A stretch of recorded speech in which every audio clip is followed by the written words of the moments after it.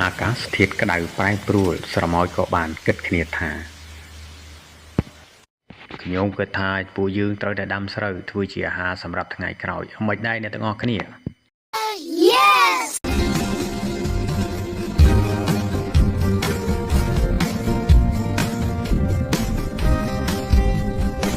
បន្ទាប់ពីគិតគ្នារួចហើយពួកគេក៏បានធ្វើដំណើរទៅដាំស្រូវទាំងអស់គ្នាការខិតខំប្រឹងប្រែងរបស់ពួកគេទាំងយប់ទាំងថ្ងៃធ្វើឲ្យពួកគេបានទទួលលទ្ធផលទីបំផុតស្រូវរបស់ពួកគេក៏បានទុំតែគួរឲ្យសោកស្ដាយក៏ត្រូវបានសត្វកណ្ដូបនាំគ្នាមកស៊ីបំផ្លាញសួស្ដីអូមានរឿងអីហើយអ្នកណាជាអ្នកធ្វើខូចខាតស្រូវរបស់យើងហាឡូបងធំគឺអាសត្វកណ្ដូបវានាំគ្នាមកស៊ីស្រូវរបស់យើង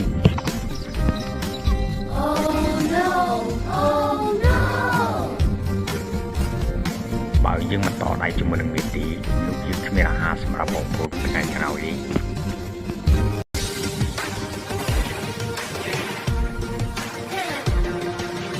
ព្រាមរវាងសត្វស្រមោចនិងកណ្ដូបក៏បានកើតឡើងក៏ប៉ុន្តែគួរសោកស្ដាយសត្វស្រមោចត្រូវបានទទួលបរាជ័យ